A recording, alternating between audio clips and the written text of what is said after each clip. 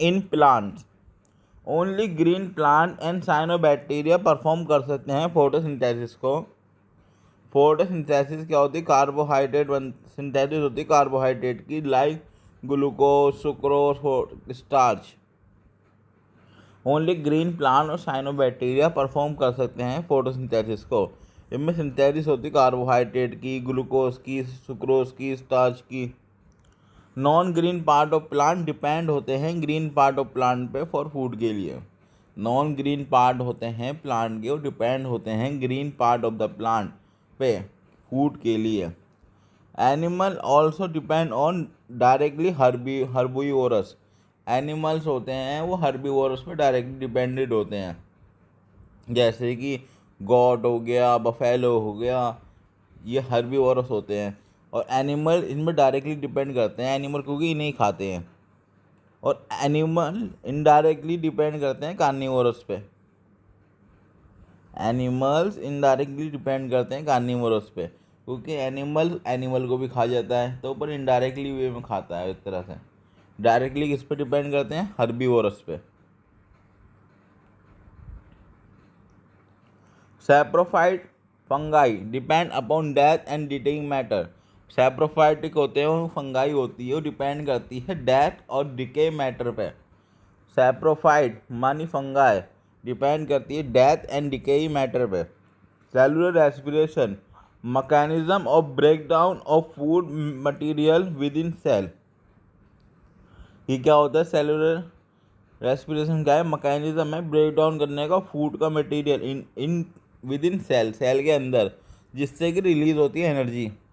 Trapping of this energy for synthesis of ATP. और ये energy release होगी, उसे हम ट्रैप कर लेंगे, बचा के रख लेंगे, उससे हम एटीपी की सिंथेसिस कराएंगे।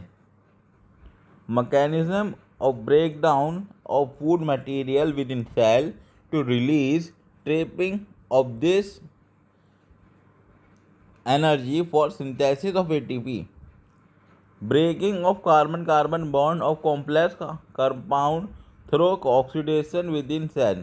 हम ब्रेकिंग कराते हैं कार्बन कार्बन के बॉन्ड की एक कॉम्प्लेक्स कंपाउंड के through oxidation within cell, leading to release of this energy for synthesis of ATP. और उसके बाद ये एनर्जी निकलेगी, तो ये बॉन्ड हम तोड़ेंगे कार्बन कार्बन के कॉम्प्लेक्स कंपाउंड के अंदर, कार्बन कार्बन का बॉन्ड है, हम तोड़ेंगे ऑक्सीडेशन के ज़रिए। उसके बाद रिलीज होगी एनर्जी, वो एनर्जी को हम यूज़ करेंगे एटीपी के सिंथेसिस के लिए। रेस्पिरेटरी सब्सट्रेट क्या होते हैं? Compound that are oxidise during cellular respiration. जब सेलुलर रेस्पिरेशन होगी, जो कि कंपाउंड, जो कि सामान ऑक्सीडाइज होगा, सेलुलर रेस्पिरेशन में कोई भी सामान, कोई भी कंपाउंड ऑक्सीडाइज होगा, उसे हम कहेंगे रेस्पिरेटरी सब्सट्रेट। यूजुअली कार्बोहाइड्रेट होते हैं ये, but protein, fat, organic acid can also act as a respiratory substrate. ज़्यादातर यूजुअली तो कार्बोहाइड्रेट होता है, वो रेस्पिरेटरी सब्सट्रेट की तरह काम करता है, बट प्रोटीन हो गया, फैट हो गया, ऑर्गेनिक एसिड हो गया, ये भी रेस्पिरेटरी सब्सट्रेट बन सकते हैं। Site for cellular respiration. अब यहाँ पर हम पढ़ेंगे साइट कौन सी होती है सेलुलर रेस्पिरेशन की। प्रोकैरियोट में तो साइटोप्लाज्म होती है, सेलुलर रेस्पिरेटरी साइट होती है। प्रोकैरियोट में तो साइटोप्लाज्म होती है। सेलुलर रेस्पिरेटरी साइट होती है, प्रोकैरियोट में तो साइटोप्लाज्म होती है। यूकैरियोट में होती है साइटोप्लाज्म एंड माइटोकॉन्ड्रिया। यूकैरियोट में होती है cytoplasm and mitochondria. During cellular respiration, all energy contained in respiratory substrate.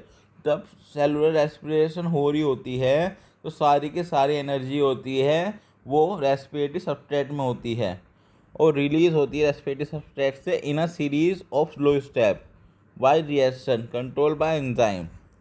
और वो सबस्ट्रेट में सारी एनर्जी भरी हुई है, वो रिलीज़ होगी थोड़ी थोड़ी करके, step by step. Slow step होते हैं सारे, और कंट्रोल होते हैं सारे step by enzyme. Energy can not be use directly. Energy को हम डायरेक्टली यूज़ नहीं कर सकते, एनर्जी को हम डायरेक्टली यूज़ नहीं कर सकते। But it store as a chemical energy in a form of ATP। हम उसे स्टोर कर सकते हैं पर in the form of chemical energy, उसका नाम है ATP। ATP क्या है? केमिकल एनर्जी है। ATP is known as energy currency of cell. ATP को क्या कहते हैं? Energy currency of cell. ATP को हम क्या कहते हैं? Energy currency of cell. Plant के पास क्या होते हैं? Plant have stomata and lenticel for gases and steam. Stem पे पाए जाते हैं आपके लेंटिकल और स्टोमेटा तो इस लीफ पे होते हैं आपके stomata.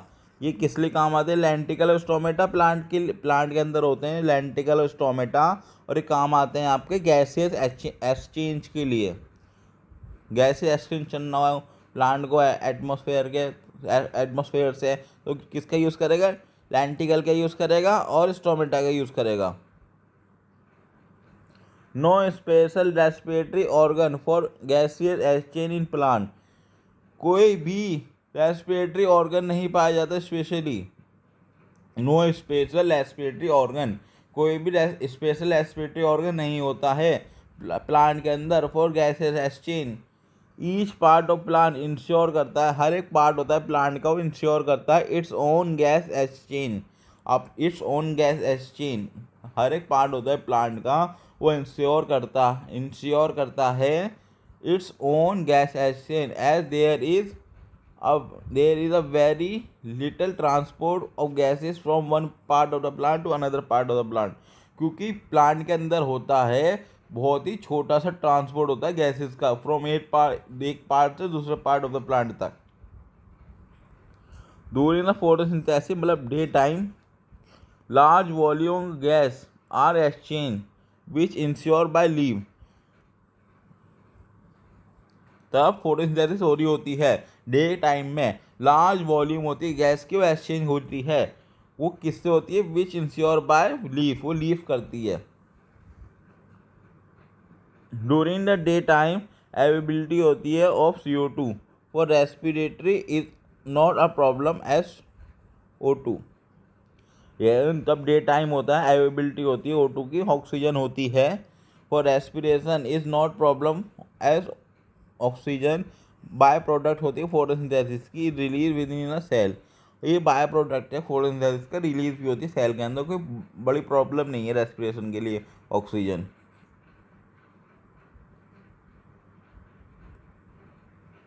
When photosynthesis is not taking place, जब रात हो रही होती है तो फोटोसिंथेसिस नहीं हो रही होती, तब नाइट टाइम होता है तो फोटोसिंथेसिस नहीं हो रही होती है, रात हो रही होती है। Plant don't greatly demand for exchange of gases, उस रात के टाइम प्लांट को ग्रेटली डिमांड नहीं होती है एक्सचेंज ऑफ गैसेस की। तो फोटोसिंथेसिस नहीं हो रही है तो प्लांट को ग्रेटेस्ट डिमांड नहीं है फोटोसिंथेसिस की। ठीक है, तो क्या हो रहा है यहाँ पे? गैसेस एक्सचेंज नहीं हो रहा। वेरियस प्लांट पार्ट जैसे कि रूट्स हो गए, स्टेम हो गया, लीफ हो गया, respire at rate much lower than animal do. बहुत सारे प्लांट्स के पार्ट होते हैं जो कि रूट्स हो गया, स्टेम हो गया, लीफ हो गया, रेस्पायर करते हैं ऐसे रेट में जो कि बहुत ही कम होता है एनिमल्स के कंपैरिजन में। At each living cell in plant is located very close to surface of plant. ये प्लांट है, ये प्लांट है तो लिविंग सेल इधर ही पाए जाते हैं ज़्यादातर। ये लिविंग सेल इधर पाए जाएंगे किनारों पे, ये सांस ले सकेंगे डायरेक्ट, और ये बीच में डेड सेल ही पाए जाते हैं ज़्यादातर। तो यही कह रहे हैं each living cell in plant located very close to surface of plant. ठीक है, सरफेस ऑफ प्लांट के पास ज़्यादातर लिविंग सेल ही मिलते हैं, और अंदर बिल्कुल अंदर मिलेंगे आपको dead cell. Distant travel by gas during diffusion is not very large. वो डिस्टेंस ट्रैवल करती है गैस ड्यूरिंग द डिफ्यूजन, वो बहुत दूर की डिस्टेंस ट्रैवल नहीं करती, और शॉर्ट डिस्टेंस ट्रैवल करती है डिफ्यूजन में gas. Thick woody stem roots living cell, thick woody stem and roots living cell are arranged in thin layer beneath bark. Also these have tentacle for respiration। इनके पास होंगे tentacle होंगे respiration के लिए और arrange होंगे layer beneath bark में। Thick woody stem and root living cell arranged in layer beneath bark. Also these have tentacle for respiration. Interior portion होता है मेडअप होता है डेड सेल का, अंदर का पोर्शन होता है वो मेडअप होता है डेड सेल का, प्रोवाइड कराता है आपको मैकेनिकल सपोर्ट। वह अंदर का पोर्शन होता है वो बना हुआ होता है डेड सेल का, वो क्या प्रोवाइड कराता है, मैकेनिकल सपोर्ट प्रोवाइड कराता है। Exchange of gases is facilitated by, exchange of gases होती है फैसिलिटेट कौन कराता है, exchange of gases is facilitated by loose packing of parenchymatous cell. Loose packing होती है कि पेरेन्काइमेटस सेल की, पेरेन्काइमा के सेल की within interconnected network of air space, within interconnected network of air and space. Leaf हो गई, stem हो गया, रूट्स हो गई, ठीक है। एक्सचेंज ऑफ गैसेज होती हैं is also facilitated by loose packing of parenchyma within interconnected network of air and space, leaf, stem, roots.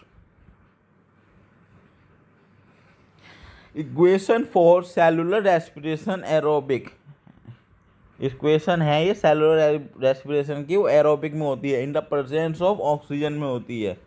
ये आपका दे रखा है ग्लूकोज, ग्लूकोज ग्लूकोज दे रखा है, और ये ऑक्सीजन के मॉलिक्यूल दे रखे हैं, कार्बन डाइऑक्साइड दे रखे, वाटर दे रखा है, एनर्जी निकल गई इधर। Most of liberated energy goes out of heat, ये ज़्यादातर वो एनर्जी निकलती है वो हीट में बदल जाती है और ख़त्म हो जाती है। Most of liberated energy goes out हो जाती है, बाहर नीचे निकल जाती है हीट की फॉर्म में, और कुछ एनर्जी होती है वो कुछ ही एनर्जी बचती है, while remaining part is utilise for ATP for future, और बाकी बच जाती है एनर्जी, उसका हम एटीपी बना देते हैं। ज़्यादातर एनर्जी तो हीट में निकल के चली जाती है। Several organism can respire even without oxygen, जो ऑर्गेनिज्म बिना ऑक्सीजन के रेस्पायर कर सकते हैं उन्हें कहते हैं एनारोब्स। एनारोब्स कहते हैं जो बिना ऑक्सीजन के रेस्पायर कर सकते हैं। एनारोब्स, एनारोब्स दो तरह के होते हैं, तो ऑब्लिगेट होते हैं, फैकल्टेटिव होते हैं। ऑब्लिगेट क्या होते हैं, वो 100% एनारोबिक रिएक्शन करते हैं, जैसे कि बैक्टीरिया हो गए कुछ, और फैकल्टेटिव में आते हम, जैसे कि हम भाग रहे हैं तो हमारी मसल्स को भागते हुए ऑक्सीजन नहीं मिल रही और उसे रेस्पिरेशन भी करनी है, हम सांस नहीं ले पा रहे, तो हमारी बॉडी एनारोबिक रिएक्शन करनी चालू कर देगी मसल्स में, तो हम क्या हो गए, फैकल्टेटिव हो गए। एनारोबिक रिएक्शन कर सकती है हमारी बॉडी, पर ज़रूरत पे ही करती है बस। मसल में उस टाइम क्या होती है, एनारोबिक रेस्पिरेशन चालू हो जाती है।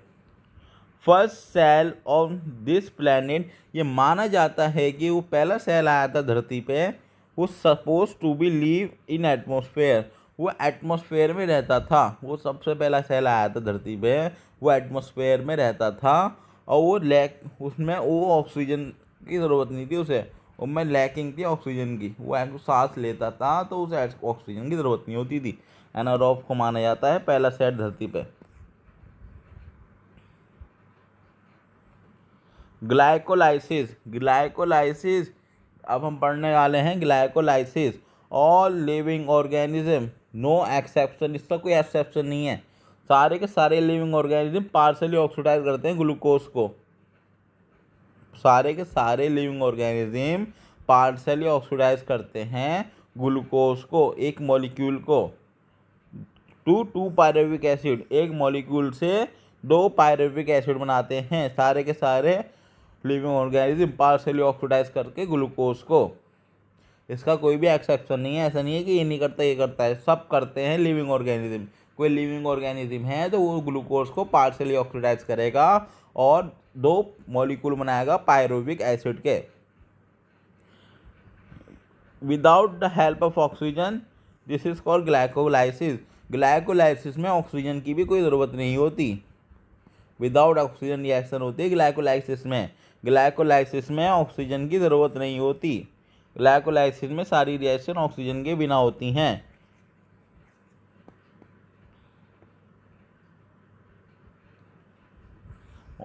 Also known as EMP pathway. Glycolysis को EMP पाथवे भी कहते हैं। ग्लाइकोलाइसिस को EMP पाथवे भी कहते हैं। क्यों क्यों कहते हैं EMP पाथवे?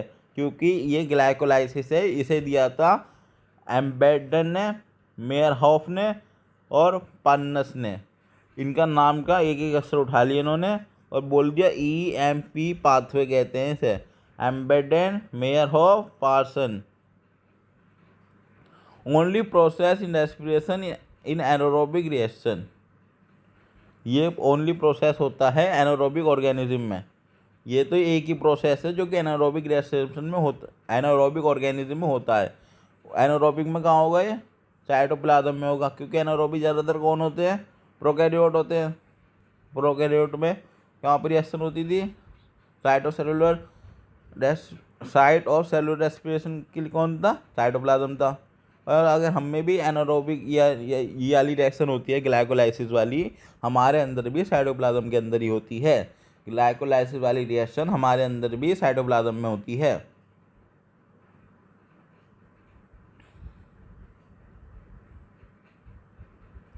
इन प्लांट के अंदर glucose is directly drive from sucrose.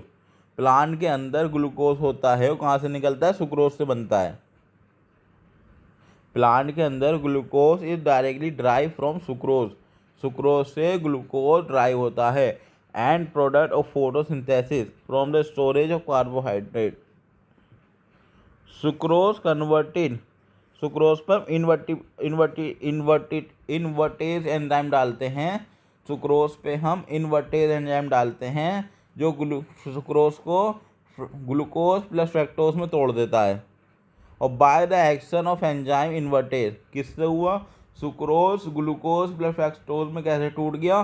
By the enzyme of invertase. Glucose and fructose readily enter हो जाते हैं ग्लाइकोलाइसिस में। ग्लूकोज और फ्रक्टोज होते हैं वो रेडिली एंटर हो जाते हैं ग्लाइकोलाइसिस में। ग्लाइकोलाइसिस ये एक चैन ऑफ रिएक्शन है, इसमें 10 रिएक्शन होती हैं ग्लाइकोलाइसिस में। 10 रिएक्शन की चैन है ये। ग्लाइकोलाइसिस 10 रिएक्शन की चैन है। ग्लाइकोलाइसिस में ऑक्सीजन की ज़रूरत नहीं पड़ती। ग्लाइकोलाइसिस सारे के सारे ऑर्गेनिज्म कराते हैं, इसका कोई भी एक्सेशन नहीं है। यह आपकी ग्लाइकोलाइसिस की रिएक्शन दे रखी है। ऑफ ग्लाइकोलाइसिस, सबसे पहले क्या होता है? ग्लूकोज से ग्लूकोज 6 फॉस्फेट बनता है। यहाँ पे एक फॉस्फेट आई है, कैसा? ATP। ATP का क्या फुल फॉर्म है? एडिनोसिन ट्राइफॉस्फेट, मतलब 3 फॉस्फेट हैं और यहाँ पे 2 फॉस्फेट होते हैं ADP के बाद। इसने एक फॉस्फेट इसे दे दिया और इसने बना दिया ग्लूकोज 6 फॉस्फेट। अब ग्लूकोज 6 फॉस्फेट से बन गया फ्रैक्टोज 6 फॉस्फेट। यहाँ पे भी एक और ATP फूक गई यहाँ पे, इसने बना लिया फ्रैक्टोज 1,6 बाय फॉस्फेट। अब यहाँ पे क्या हुआ? ये 2 में टूट गया, इसे ये टूट गया ट्रायोस फॉस्फेट, जो ये इसमें बदल सकता है, इसमें बदल सकता है। ट्रायोस फॉस्फेट, ये दोनों के दोनों ही ट्रायोस फॉस्फेट हैं। इसका नाम है ग्लिसरल्डिहाइड 3 फॉस्फेट, मतलब गैप। इसका नाम है डाई हाइड्रोक्सी एसीटोन फॉस्फेट, मतलब ढाप। इसका नाम गैप है। अब यहाँ पे क्या हुआ? यहाँ पे आपकी NAD से NADH+ बन गई। अब यहाँ पे क्या हुआ? यहाँ पे आप ये लिखो या ये लिखो, बराबर है। तो हम यहाँ पे हमने 2 करके लिख दिया, दोनों ही को लिख दिया। टायोस फॉस्फेट 3 फॉस्फोग्लिसरिक एसिड, ये 3 कार्बन का है, ये कन्वर्ट हुआ आपका 2 फॉस्फोग्लिसरेट में, और यहाँ से आपका वाटर निकला और यहाँ पे आपकी दोबारा एनर्जी फूकी, 2 फॉस्फोइनॉल पायरुवेट में बदला। ठीक है, 2 फॉस्फोग्लिसरेट थे, वो 2 फॉस्फोइनॉल पायरुवेट में बदल गए और एक और ATP फूकी, फिर 2 पायरुविक एसिड बन गए। ये आपकी टोटल रिएक्शन है, इसे याद करना पड़ेगा सही से। ये आपकी ग्लाइकोलाइसिस की रिएक्शन है। हम पढ़ेंगे एटीपी यूटिलाइजेशन हुआ है 2 स्टेप में। तब आप ग्लूकोज को ग्लूकोज 6 फॉस्फेट में बदल लेते हैं। एटीपी एक तब फूकी और एक तब फूकी, तब फ्रैक्टोज 6 फॉस्फेट को आप बदल लेते हैं फ्रैक्टोज 1,6 फॉस्फेट में। यहाँ पे एक एनर्जी एक एटीपी फूकी, यहाँ पे तो एटीपी बनी है, एंड वाले प्रोसेस में एटीपी बनी है, यहाँ पे फूकी नहीं है। Fructose 6 bisphosphate is split into dihydroxy acetone phosphate and three phosphoglyceraldehyde. Three phosphoglyceraldehyde क्या कहते हैं? पागल।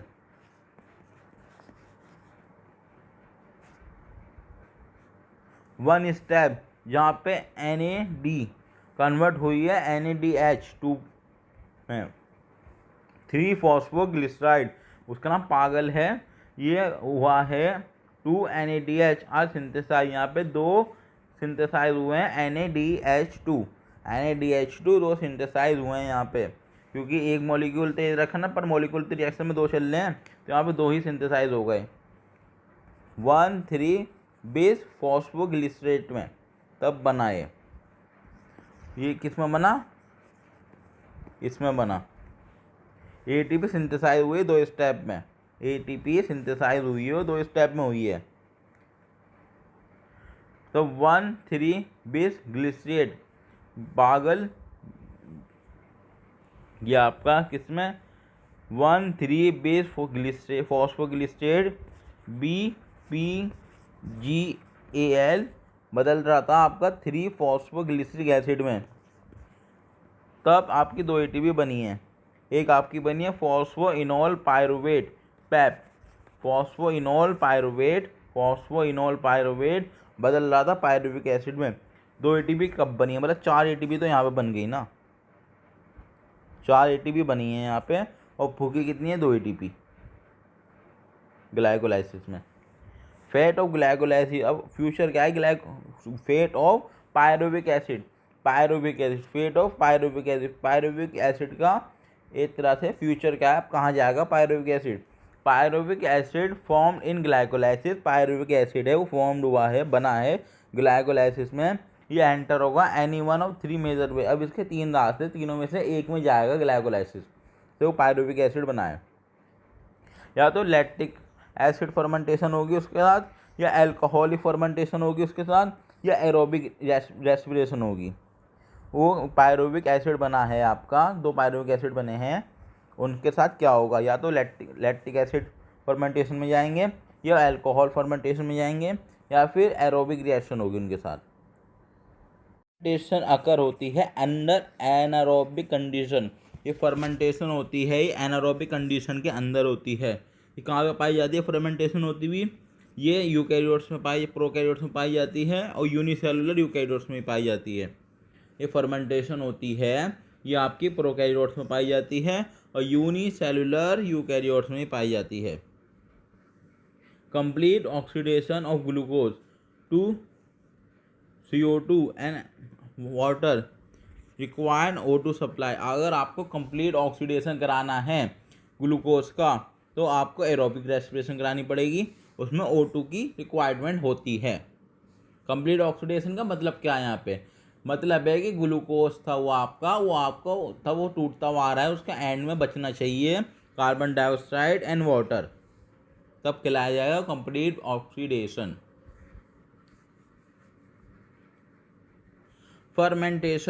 फर्मेंटेशन 2 तरह की होती है, तो लैक्टिक एसिड फर्मेंटेशन होती है, एक एल्कोहलिक फर्मेंटेशन होती है। एल्कोहलिक फर्मेंटेशन होती है वो अगर होती है माइक्रो ऑर्गेनिज्म लाइक ईस्ट में होती है एल्कोहलिक फर्मेंटेशन, ईस्ट में होती है आपकी alcoholic fermentation.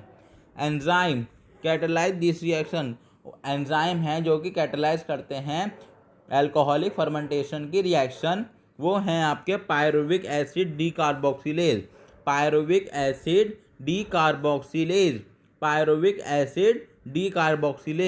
Alcohol dehydrogenase.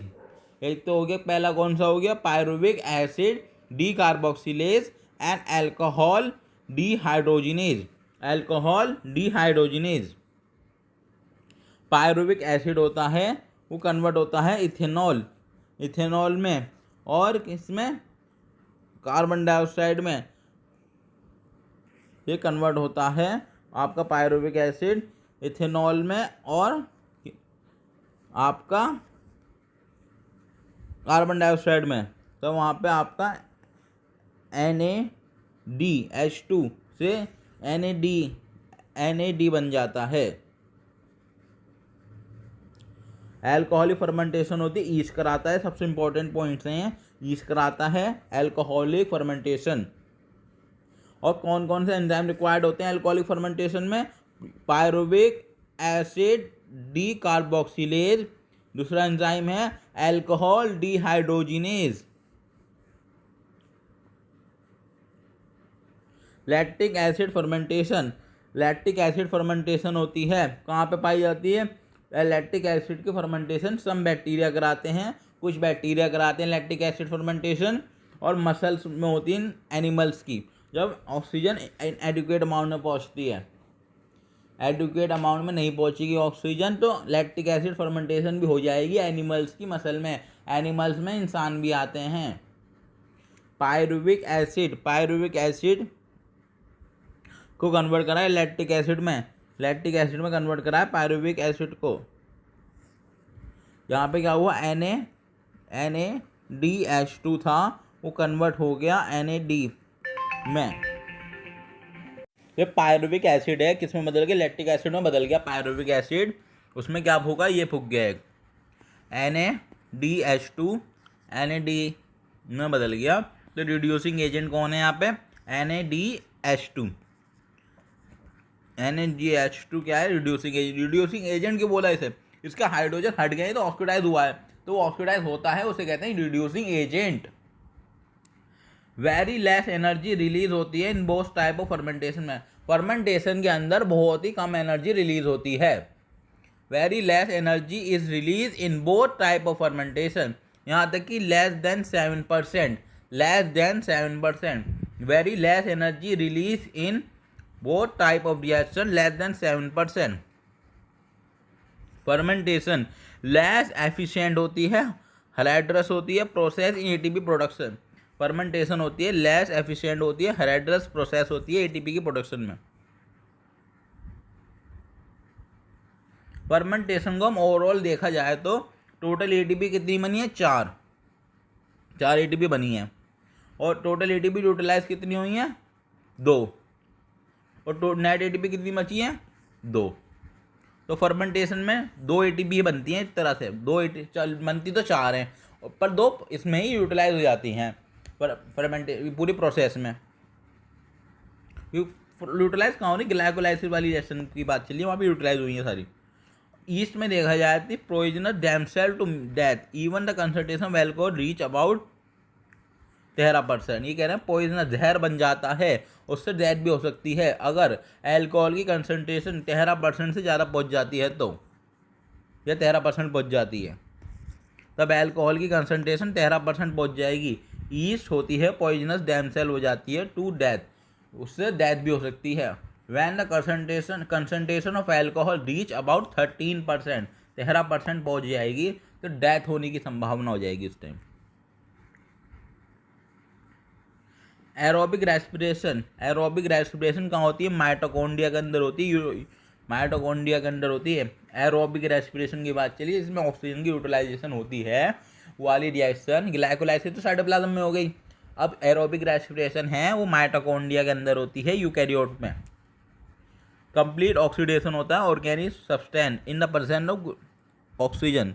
Organic substance मतलब ग्लूकोज रिलीज करते हैं कार्बन डाइऑक्साइड एंड वाटर को। लार्ज अमाउंट में एनर्जी प्रेजेंट होती है सब्सटेंस में। ये कॉमनली होती है हायर ऑर्गेनिज्म में, ये आपको हायर ऑर्गेनिज्म में दिखती है।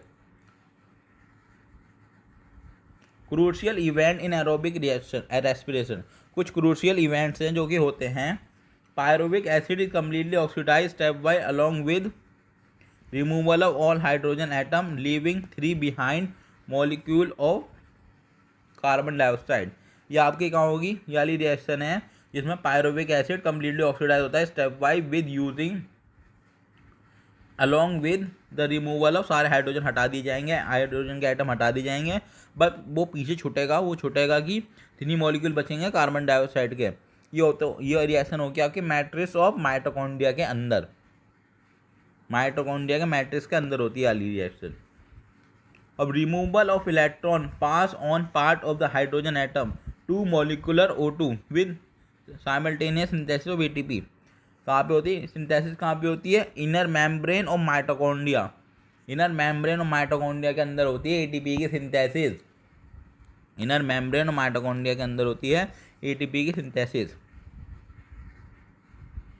Major side, major step in metabolic pathway, major steps हैं कुछ मेटाबॉलिक पाथवे में, major steps in metabolic pathway और aerobic pathway of aerobic pathway के मेटाबॉलिक पाथवे कुछ मेजर स्टेप हैं।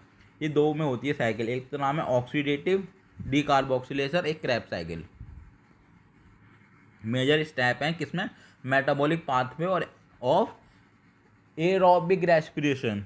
इसके दो स्टेप हैं, एक है ऑक्सीडेटिव डीकार्बोक्सिलेशन, ऑक्सीडेटिव डीकार्बोक्सिलेशन, और एक का नाम है क्रैब साइकिल, एक का नाम है ऑक्सीडेटिव डीकार्बोक्सिलेशन, एक का नाम है क्रैब साइकिल। ऑक्सीडेटिव डीकार्बोक्सिलेशन इसमें क्या होता है? साइट होती है माइक्रोबियल, इसके ये कहाँ पे होता है? ऑक्सीडेटिव डीकार्बोक्सिलेशन होता कहाँ पे है? ये माइटोकॉन्ड्रियल मैट्रिक्स के अंदर होता है। ऑक्सीडेटिव डीकार्बोक्सिलेशन कहाँ होता है? माइटोकॉन्ड्रियल मैट्रिक्स के अंदर होता है। ऑक्सीडेटिव डीकार्बोक्सिलेशन कहाँ होता है? माइटोकॉन्ड्रियल मैट्रिक्स के अंदर होता है। इसमें दो मॉलिक्यूल होते हैं पायरुवेट के, result in one cycle of glycolysis. वो दो मॉलिक्यूल होते हैं पायरुविक एसिड के जो कि ग्लाइकोलाइसिस की एक साइकिल में बनते हैं, वो एंटर हो जाते हैं माइटोकॉन्ड्रियल मैट्रिक्स में। वो किस में एंटर होते हैं? माइटोकॉन्ड्रियल मैट्रिक्स में एंटर कर जाते हैं, माइटोकॉन्ड्रियल मैट्रिक्स में एंटर कर जाते हैं। क्योंकि रिएक्शन कहाँ हो रही है? माइटोकॉन्ड्रियल मैट्रिक्स में हो रही है, तो इसलिए बताया गया है कि वो दो मॉलिक्यूल होते हैं वो माइटोकॉन्ड्रियल मैट्रिक्स में एंटर कर जाते हैं, एंटर कर जाते हैं। और वो रिएक्शन कर, एक रिएक्शन होती है कहाँ पे? वो रिएक्शन होती है आपकी माइटोकॉन्ड्रियल मैट्रिक्स में। वो रिएक्शन का नाम है ऑक्सीडेटिव डीकार्बोक्सिलेशन। वो रिएक्शन है कि दो मॉलिक्यूल होते हैं पायरुविक एसिड के, उसके साथ मिलते हैं acetyl coenzyme A, acetyl coenzyme A मिलता है उसके साथ, और उसके साथ बना दे, और क्या मिलता है उसका? दो NAD मिलते हैं दो।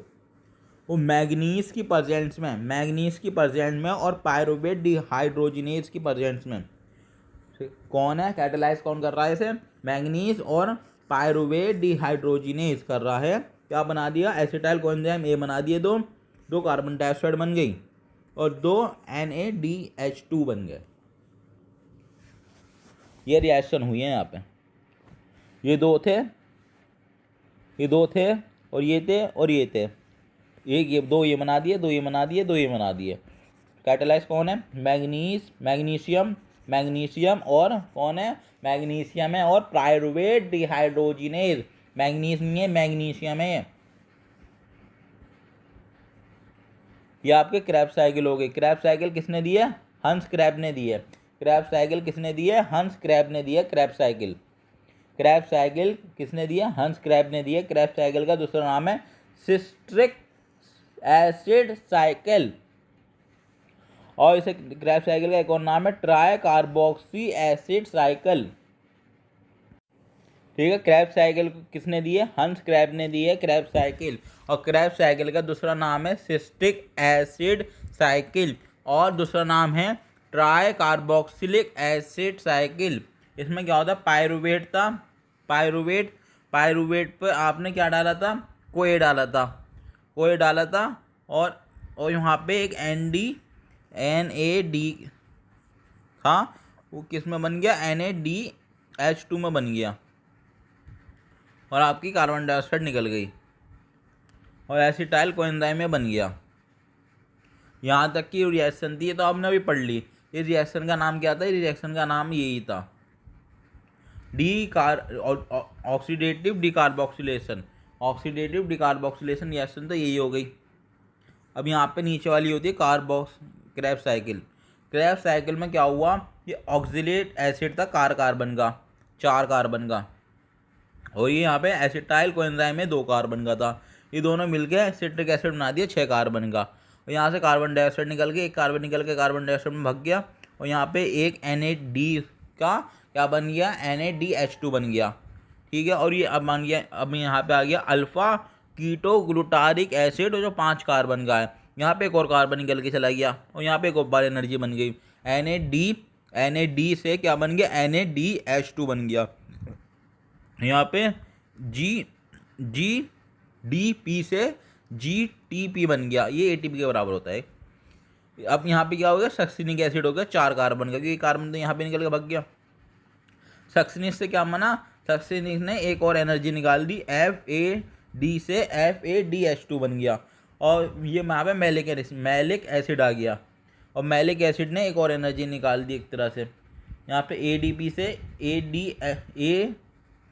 AD प्लस से ADH2 प्लस बन गया, ऑक्जेलेट एसिड वापस आ गया। अब इस साइकिल ऐसी चलती रह रही, इसका नाम है क्रैब साइकिल। क्रैब साइकिल आप मोटे मोटे तौर पे देखोगे तो एसिटाइल कोएंजाइम में था, और ऑक्जेलिक एसिड था 4 कार्बन का, और वाटर था। इन्होंने एक एंजाइम की मदद से सिट्रेट सिंथेज एंजाइम की मदद से एसिटिक एसिड और कोएंजाइम ये बना दिया। ये कोएंजाइम बन गया, ये वापस लौट जाएगा कार्बोक्सिलिक रिएक्शन में अब सिट्रिक था, इसे आइसोमराइज करा गया, आइसोसिट्रिक में बदला गया 6 कार्बन वाला, और आइसोसिट्रिक था उसे डीकार्बोक्सिलेशन कराया गया, कार्बन हटाया गया इससे, और किस में बदला गया, अल्फा कीटोग्लूटारिक एसिड में बदला गया इसे। और अल्फा कीटोग्लूटारिक एसिड का डीकार्बोक्सिलेशन करा के सक्सिनाइल को A में बदला गया, वो 4 कार्बन का है। सक्सिनाइल को A 4 कार्बन का है, उसको ऑक्सैलिक एसिड में बदला गया कुछ रिएक्शनों के साथ, एक रिएक्शन में नहीं कुछ रिएक्शनों में बदला गया। द साइकिल कंटिन्यू, इसके बाद साइकिल कंटिन्यूस होती रहेगी, वहाँ से मॉलिक्यूल आता रहेगा और जुड़ता रहेगा और साइकिल चलती रहेगी। The summary equation for the phase of aerobic reaction, aerobic reaction की समरी देखी जाए तो क्या होती है, पायरुविक एसिड था 4 NADH प्लस और एक FAD प्लस और 2 वाटर के मॉलिक्यूल और एक ADP पाई। ये माइक्रोकॉन्ड्रियल मैट्रिक्स में क्या निकालेंगे, ये सब मिलके ये निकालेंगे, 3 मॉलिक्यूल निकालेंगे कार्बन डाइऑक्साइड के, 4 मॉलिक्यूल निकालेंगे NADH2 के, और एक मॉलिक्यूल निकलेगा FADH2 का, और एक मॉलिक्यूल निकलेगा ATP का। रेस्पिरेटरी सब्सट्रेट ग्लूकोज ग्लाइकोलाइसिस 1 बार हुई, ऑक्सीडेटिव 2 बार हुई, क्रैब साइकिल 2 बार हुई, NADH इतने निकले, ये इतने निकले, ATP इतने निकले, इतना हुआ। पायरुविक एसिड 1 बार, पायरुविक एसिड इसकी क्रैब साइकिल कितनी बार होती है, ऑक्सीडेटिव की 1 बार होती है, क्योंकि एक पायरुविक एसिड है ना, इसकी 1 बार, यहाँ पे क्रैब साइकिल भी 1 बार, ये इतना माल निकला। एसिटाइल को 1 बार होगी Krebs cycle. Electron transport system oxidative phosphorylation, electron transport system इसका नाम है ETS। इसे कहते हैं ऑक्सीडेटिव फॉस्फोराइलेशन भी कहते हैं। इसे क्या कहते हैं रिएक्शन को, ऑक्सीडेटिव फॉस्फोराइलेशन। इस रिएक्शन का नाम है oxidative phosphorylation. Is a metabolic pathway through which electron pass होता है from one carrier to another carrier. ये एक क्या है, ये एक मेटाबॉलिक पाथवे है जिसमें इलेक्ट्रॉन ट्रांसफर होता है वन कैरियर टू अनदर। इसकी लोकेशन क्या है, inner mitochondrial membrane, inner mitochondrial membrane में होता है ये। इसमें क्या होता है, इलेक्ट्रॉन ट्रांसफर होता है एक कैरियर प्रोटीन से दूसरे कैरियर प्रोटीन पे। इसकी लोकेशन दे रखी है इनर माइटोकॉन्ड्रियल मेम्ब्रेन पे। एनर्जी स्टोर होती है वो NADH2 एंड एनर्जी स्टोर किसकी फॉर्म में होती है, NADH2 and FADH2 is use for synthesis of ATP। ये यूज होती है सिंथेसिस करने में ATP की। ये कंटेन करते हैं 5 कॉम्प्लेक्स। ETS के अंदर 5 कॉम्प्लेक्स पाए जाते हैं, 5 कॉम्प्लेक्स पाए जाते हैं ETS के अंदर। कॉम्प्लेक्स 1 NADH डिहाइड्रोजिनेज, इसका कॉम्प्लेक्स 1 का नाम क्या है? NADH dehydrogenase. कॉम्प्लेक्स 1 का नाम है NADH dehydrogenase. NADH is oxidized by transferring electron to ubiquinone को ट्रांसफर करते हैं ये क्या इलेक्ट्रॉन। NADH ऑक्सीडाइज हो जाता है by transferring electron to ubiquinone. ये कॉम्प्लेक्स 1 में होता है आपका। कॉम्प्लेक्स 1 का नाम है NADH dehydrogenase. In the presence of NADH dehydrogenase. ठीक है, ये कह रहे हैं कि क्या हुआ, NADH ऑक्सीडाइज हो गया by transferring of electron to ubiquinone. Ubiquinone दिखाऊंगा क्या होता है, एक मॉलिक्यूल है, मॉलिक्यूल सा है। In presence of NAD dehydrogenase, मतलब कॉम्प्लेक्स की प्रेजेंस में। कॉम्प्लेक्स सेकंड का नाम है सक्सिनेट डिहाइड्रोजिनेज। सक्सिनेट डिहाइड्रोजिनेज नाम है कॉम्प्लेक्स सेकंड का, सक्सिनेट डिहाइड्रोजिनेज। कॉम्प्लेक्स सेकंड का नाम है succinate dehydrogenase. FADH2 is oxidized by transferring electron to ubiquinone। Succinate second complex का नाम है सक्सिनेट डिहाइड्रोजिनेज। ये होता है आपका FADH2 ऑक्सीडाइज हो जाता है by transferring electron to ubiquinone. इसमें भी क्या होता है, इलेक्ट्रॉन ट्रांसफर होता है यूबिक्विनोन को। पर यहाँ पे कौन ऑक्सीडाइज हो रहा है सेकंड कॉम्प्लेक्स में? FADH2। ऊपर वाले में कौन होता है? NADH। ये सेकंड कॉम्प्लेक्स है, इसका नाम है सक्सिनेट डिहाइड्रोजिनेज। इसमें FADH2 ऑक्सीडाइज होता है by transferring electron to ubiquinone. अब आगे कॉम्प्लेक्स 3। कॉम्प्लेक्स 3 का नाम है साइटोक्रोम BC। कॉम्प्लेक्स 3 का नाम है साइटोक्रोम।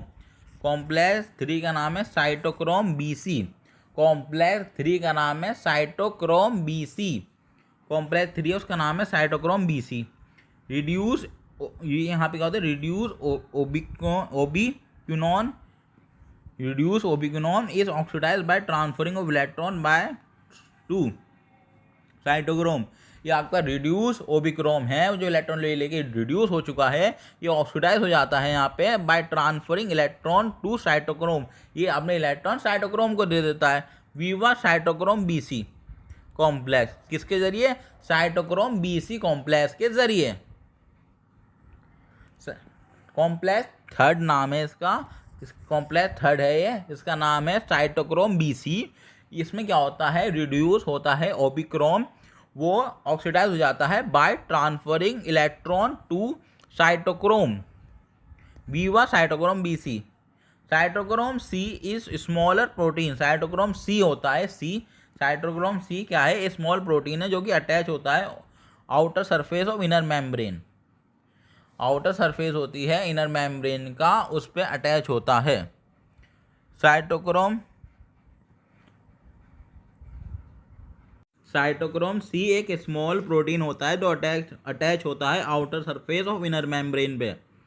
साइटोक्रोम C एक स्मॉल प्रोटीन होता है जो कि अटैच होता है outer surface of inner membrane पे। ये ऐड करता है एट मोबिलाइज कैरियर। किसका काम करता है साइटोक्रोम C? एक मोबाइल कैरियर की तरह काम करता है for transfer of electron from complex third से कॉम्प्लेक्स 4 तक इलेक्ट्रॉन ले आता है। साइटोक्रोम C एक मोबाइल कैरियर की तरह काम करता है, ये इलेक्ट्रॉन ले जाता है कॉम्प्लेक्स 3 से कॉम्प्लेक्स 4 पे।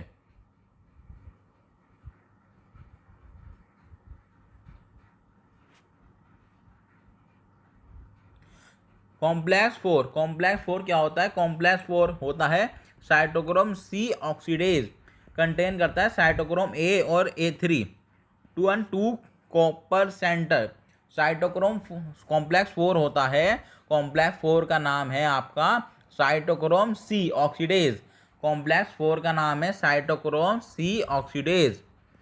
कॉम्प्लेक्स 4 का नाम है साइटोक्रोम C ऑक्सीडेज। ये कंटेन करता है साइटोक्रोम A और A3। कॉम्प्लेक्स 4 है, उसका नाम है साइटोक्रोम C ऑक्सीडेज। ये कंटेन करता है आपका साइटोक्रोम A NA3 और 2 कॉपर सेंटर, और 2 कॉपर सेंटर को क्या करता है, 2 कॉपर सेंटर रखता है अपने पास, और क्या रखता है, साइटोक्रोम A और A3। कॉम्प्लेक्स 5 में होती है आपकी ATP सिंथेसिस। कॉम्प्लेक्स 5 का नाम है ATP सिंथेसिस। कॉम्प्लेक्स 5 का नाम क्या है, ATP सिंथेसिस। ATP सिंथेसिस ये आपका रखता है F1 और F0। इसके पास क्या होते हैं, F1 होते हैं और F0 होते हैं। कॉम्प्लेक्स 5 का नाम है ATP सिंथेसिस। ये कंसिस्ट करता है F1 एंड F0। कॉम्प्लेक्स 5 का नाम है ATP सिंथेसिस, कंसिस्ट करता है 2 component F1 and F0। F1 होता है पेरिफेरल मेम्ब्रेन प्रोटीन, F1 होता है ये पेरिफेरल मेम्ब्रेन प्रोटीन कॉम्प्लेक्स होता है F1 होता है पेरिफेरल मेम्ब्रेन प्रोटीन कॉम्प्लेक्स होता है। F1 होता है पेरिफेरल मेम्ब्रेन प्रोटीन कॉम्प्लेक्स होता है, मतलब ऊपर पाया जाता है। ये साइट होता है ATP, ये site for synthesis of ATP। ये एक तरह से साइट है, जगह है जहाँ पे ATP की सिंथेसिस होती है from ADP and P। F0 इस इंटीग्रेटेड मेम्ब्रेन प्रोटीन। F0 क्या है, इंटीग्रेटेड मेम्ब्रेन प्रोटीन है जो फॉर्म करता है चैनल बनाता है, रास्ता बनाता है for passage of protein across the inner membrane. For passage of protein across inner membrane, form करता है channel for passage of protein across inner membrane. Again the passage of every 2 hydrogen through F1, तो ये निकलते हैं against passage, क्या निकलते हैं, 2 hydrogen निकलते हैं through F1 from inter membrane to space matrix bound electron chemical proton gradient ATP produce हो जाती है। 2 इलेक्ट्रॉन होते हैं F0 से निकल के हाइड्रोजन भागते हैं, निकल के ये भागते हैं हाइड्रोजन 2 निकल के, और यहाँ पे आपका ADP से ये इतनी एनर्जी दे देते हैं, ATP बन जाती है।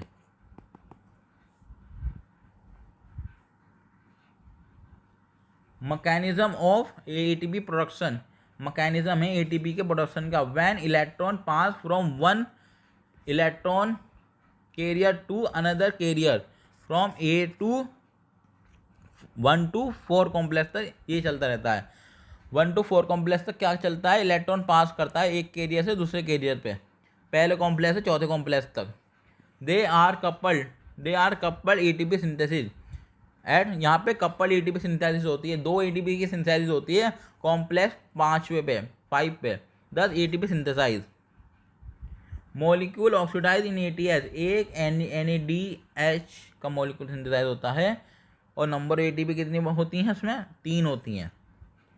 मतलब ये एनर्जी करेंसियाँ अलग अलग, आपकी NADH हो गया, FeDH हो गया, ये मॉलिक्यूल होता है FADH2, ये 2 ATP के बराबर होता है, और NADH ये आपका 3 ATP के बराबर होता है।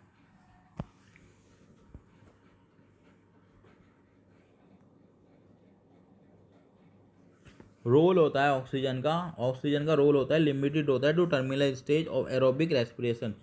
ऑक्सीजन का रोल होता है वो लिमिटेड होता है, शुरुआत में ही था वो रोल था, इस limited to terminal stage of ये टर्मिनल स्टेज तक लिमिटेड होता है, एंड में आता है इसका रोल ऑक्सीजन का असल में। Limited to terminal stage of aerobic process, it vital, ये ज़रूरी होता है at as a final hydrogen acceptor.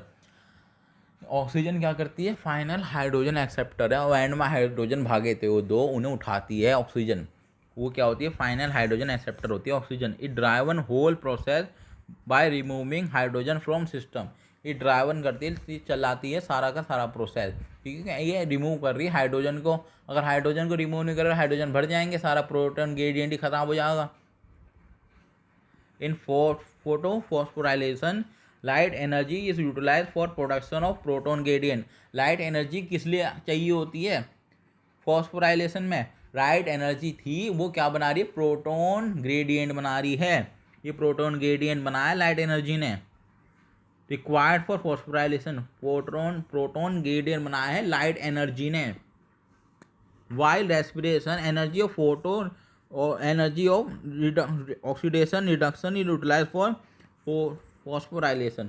और जो रेस्पिरेशन में जो ऑक्सीडेशन रिडक्शन की एनर्जी थी वो फॉस्फोराइलेशन में इस्तेमाल हो गई। It is for this reason the process called oxidative phosphorylation.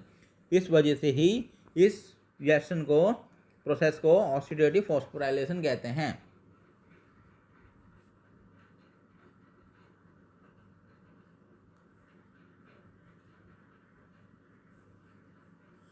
Few point NADH synthesise in glycolysis transfer हो गया mitochondria undergo oxidative phosphorylation.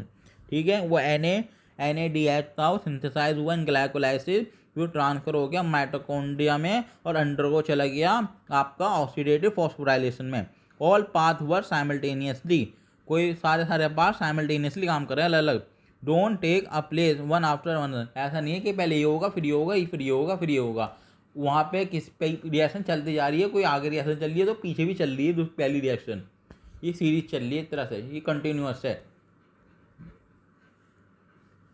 Substrate enter the pathway are withdrawn from its when necessary, ATP utilise when needed, enzymatic rate control by multiple means.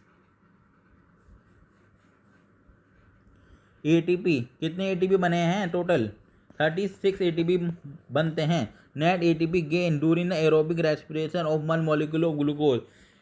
Aerobic respiration में एक glucose के molecule से 36 molecule बनते हैं ATP के। 36 molecule बने हैं ATP के, किससे? एरोबिक रेस्पिरेशन में ग्लूकोज के मॉलिक्यूल से। अभी फीचर बता रहे हैं। फर्मेंटेशन होता है, occur micro organism yeast, sometime bacteria में होता है muscle, when O2 is not available. Aerobic respiration most organism special high organism. O2 required no, fermentation में ऑक्सीजन की रिक्वायरमेंट नहीं होती, एरोबिक में होती है। साइड क्या होता है फर्मेंटेशन में? साइटोप्लाज्म। एरोबिक में माइटोकॉन्ड्रिया। स्टेप क्या होता है? ग्लाइकोलाइसिस से फर्मेंटेशन होती है। और इसमें क्या होता है? एरोबिक में ग्लाइकोलाइसिस से एरोबिक रेस्पिरेशन होती है। Break down of glucose partially होता है, किसमें? ग्लूकोज पार्शली ऑक्सीडाइज होता है एनारोबिक में, और कंप्लीटली होता है एरोबिक में। नेट एंड प्रोडक्ट क्या होता है? इथेनॉल होता है, लैक्टिक एसिड होता है, कार्बन डाइऑक्साइड होती है। और एरोबिक में क्या होता है? Carbon dioxide and water. Net gain of ATP for each molecule. Fermentation में तो 2 ATP बनते हैं, 2 ATP के मॉलिक्यूल बनते हैं, और यहाँ पे 36 ATP के मॉलिक्यूल बनते हैं एरोबिक में। Rate of oxidation of NADH to NADH slow होता है, यहाँ पे विगरसली हाई होता है। Amphibolic pathway glucose is favoured substrate for respiration. असल में ग्लूकोज होता है फेवर्ड सबस्ट्रेट है, इसे लोग इसे फेवर करते हैं कि ग्लाइकोलाइसिस में यही जाए, ये फेवर सबस्ट्रेट है for respiration. All carbohydrate usually converted to glucose, सारे के सारे कार्बोहाइड्रेट होते हैं, उन्हें हम पहले ग्लूकोज में कन्वर्ट करते हैं, उसके बाद उसे रेस्पिरेशन में डालते हैं। नॉन कार्बोहाइड्रेट हो गए, जैसे कि हो गए फैट हो गए, प्रोटीन हो गए, ये भी रेस्पायर्ड हो सकते हैं। नॉन कार्बोहाइड्रेट हो गए जैसे कि फैट एंड प्रोटीन, ये भी रेस्पायर हो सकते हैं। फैट हो गए, फैट को हम पहले ब्रोकन करेंगे ग्लिसरॉल में। फैट को हम पहले किस में तोड़ेंगे? ग्लिसरॉल में तोड़ेंगे, फैटी एसिड में तोड़ेंगे। Enter the pathway after being converted to PG। ये ग्लिसरॉल को किस में बना देंगे हम? पागल में बना देंगे हम। और रिएक्शन बढ़ी थी ग्लाइकोलाइसिस में, ये डायरेक्ट ग्लिसरॉल इसमें बदल जाएगा। फैटी एसिड किस first degraded to acetyl CoA and then enter pathway. Protein हो गया, प्रोटीन को फर्स्ट डिग्रेड करेंगे by protease into amino acid. दूस amino acid undergo deamination and then enter pathway some stage with Krebs cycle और pyruvate acetyl coenzyme. ठीक है ना, इसमें बदल जाएगा। And the respiratory pathway considered as amphibolic pathway because behave as a catabolic। इसमें catabolic भी होते हैं, ब्रेक डाउन भी होते हैं, एनाबॉलिज्म भी होता है। एसिटाइल कोएंजाइम में withdrawal if the fatty acid have to synthesise. ठीक है, अभी हो गया फैटी एसिड है। अगर फैटी एसिड आपको आ रहे हो रिएक्शन में तो फैटी एसिड ग्लिसरॉल और फैटी एसिड में टूटा ही डायरेक्ट एसिटाइल कोएंजाइम में ऐसे जुड़ जाएगा अब जाके यहाँ पे। और कार्बोहाइड्रेट तो आपका ग्लाइकोलाइसिस पूरी करता हुआ आ रहा है, इधर पायरुविक एसिड बनता हुआ। और प्रोटीन है, प्रोटीन अमीनो एसिड से आएगा, पायरुविक एसिड में बदल जाएगा। यहाँ पे क्रैब साइकिल हो गई पूरी, फिर तो वही चलेगा mechanism. Respiratory coefficient, respiratory coefficient होता है, रेस्पिरेटरी कोएफिशिएंट होता है आपका ratio of volume of carbon dioxide, ratio होता है of volume of carbon dioxide evolve to volume, कितना कार्बन डाइऑक्साइड निकली है, इवॉल्व हुई है, कितनी वॉल्यूम कार्बन डाइऑक्साइड इवॉल्व हुई है अपॉन कितनी ऑक्सीजन कंज्यूम हुई है, इसे कहते हैं रेस्पिरेटरी कोएफिशिएंट। ये बताता है कितनी ऊपर आया, कितनी आपकी कार्बन डाइऑक्साइड बनी है, और नीचे आया कितनी आपकी ऑक्सीजन लगी है। Respiratory coefficient depend on type of respiratory substrate, ये रेस्पिरेटरी सब्सटेंट पे डिपेंड करता है आपका रेस्पिरेटरी कोएफिशिएंट, रेस्पिरेटरी कोएफिशिएंट होता है ये आपका रेस्पिरेटरी सब्सटेंट पे डिपेंड करता है। जैसे कार्बोहाइड्रेट के लिए एक होता है कार्बोहाइड्रेट के लिए, कार्बोहाइड्रेट के लिए, सारे कार्बोहाइड्रेट के लिए एक होता है। फॉर फैटी एसिड के लिए रेस्पिरेटरी कोएफिशिएंट लेस देन 1 होता है, फैटी एसिड के लिए रेस्पिरेटरी कोएफिशिएंट लेस देन 1 होता है, फैटी एसिड के लिए रेस्पिरेटरी कोएफिशिएंट लेस देन 1 होता है। ठीक है, यहाँ पे इसका चार्ट बना के दे रखा है रेस्पिरेटरी कोएफिशिएंट, ये सब रेस्पिरेटरी सब्सटेंट है। रेस्पिरेटरी कोएफिशिएंट कार्बोहाइड्रेट के लिए तो 1 है, फैटी एसिड के लिए 0.7 है, प्रोटीन के लिए 0.9 है। सबसे ज़्यादा किसके लिए होता है, कार्बोहाइड्रेट के लिए होता है 1, फिर आता है प्रोटीन के लिए 0.9, प्रोटीन के लिए कितना होता है 0.9, प्रोटीन के लिए होता है 0.9, फिर आता है फैटी एसिड के लिए 0.7। अभी आपकी ग्लाइकोलाइसिस की ये ऐसी रिएक्शन दे रखी है, ये देख लीजिएगा, ग्लाइकोलाइसिस की ये रिएक्शन है जो कि एनसीईआरटी में दे रखी है ऐसे, ये आपकी एनारोबिक रिएक्शन दे रखी है एनसीईआरटी में ऐसे। ये क्रैब साइकिल दे रखी है, क्रैब साइकिल का नाम दे रखा है सिट्रिक साइकिल। ये आपकी दे रखी ईटीएस, ये ईटीएस दे रखी है। ये आपकी वही एबिक्विनोन ये हैं सारे, ये साइटोक्रोम सी है ये आपका F0 है, ये होता है F0, ये होता है एटीपी। एटीपी किस में बन रही है, यहाँ पे बन रही है, यहाँ पे हाइड्रोजन निकल के भागते हुए निकलते हैं और ये एटीपी बना देते हैं इधर, जैसे कि दिख रहा है, ये हाइड्रोजन निकला, यहाँ पे एटीपी का एटीपी बन गया, यह आपका अभी बढ़ा दिया तो ये भी हो गया। यहाँ पे चैप्टर आपका फिनिश। Thank you.